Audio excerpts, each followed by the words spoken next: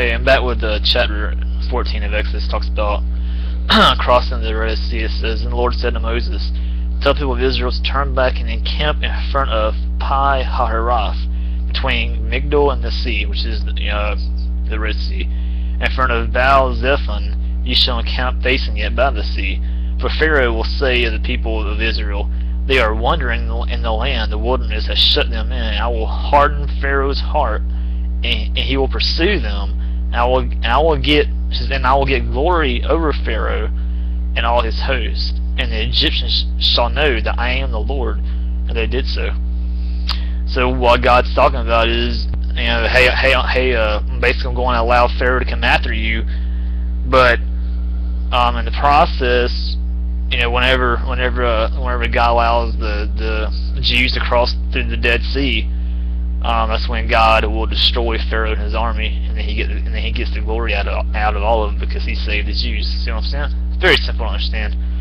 It says, "When the king of Egypt was told that the people had fled, the mind of Pharaoh and his servants was changed towards the people."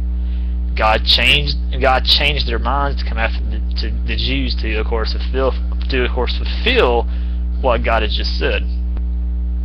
And they said, "What is this we have done, that we have let Israel go from serving us?" So he made ready his chariot and took his army with him, and took 600 chosen chariots and all the other chariots of Egypt, with officers over all of them. And the Lord hardened the heart of Pharaoh, king of Egypt, and he pursued the people of Israel while the people of Israel were going out definitely.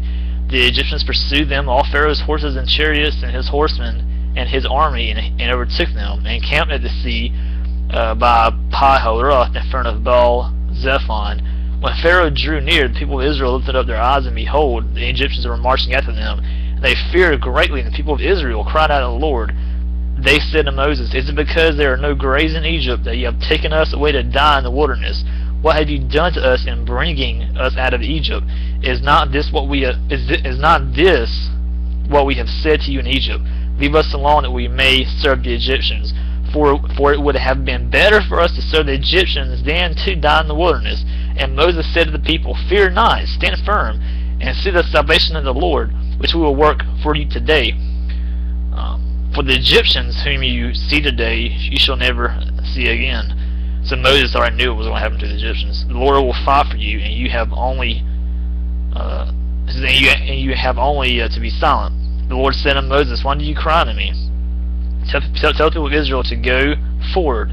Lift up your staff and stretch out your hand over the sea, and divide it, that the people of Israel may go through the sea on dry ground. And I will harden the hearts of the Egyptians so that they shall go in after them.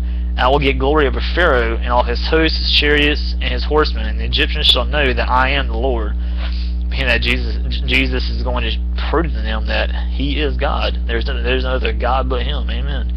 When I have gotten glory over Pharaoh, his chariots, and his horsemen, of course, when he kills them in the Red Sea, then the angel of God, who was going before the host of Israel, moved and went behind them. And the pillar of cloud moved from before them and stood behind them, coming between the host of Egypt and the host of Israel. And there was the cloud in the darkness, and it lit up the night, without one coming near the other all night.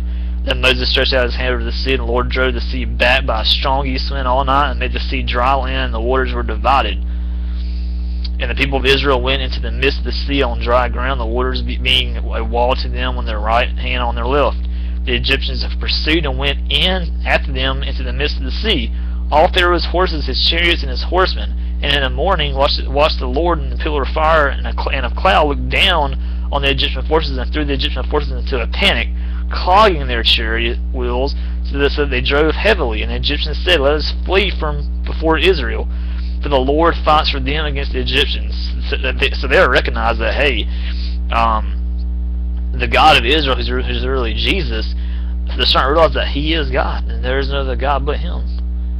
Then the Lord said to Moses, stretch out your hand over the sea, that the water may come back over the Egyptians upon their chariots and upon their horsemen. So Moses stretched out his hand over the sea, and the sea returned to its normal course when the morning appeared. And as the Egyptians fled into it, the Lord threw the Egyptians into the midst of the sea. The waters returned and covered the chariots and the horsemen, and all the host of Pharaoh that had followed the sea, not one of them remained. God killed them all. Because he knew how evil they were, and he was tired of them pursuing his children, the Jews. But the people of Israel walked on dry ground through the sea, the waters being a wall to them on their right hand, on their left. But thus the Lord saved Israel that day from the hand of the Egyptians. And Israel saw the Egyptians dead on the seashore. Israel saw the great power that the Lord used against the Egyptians. So the people feared the Lord, and they believed in the Lord and his servant Moses. Amen. And I'll be right back with chapter 15.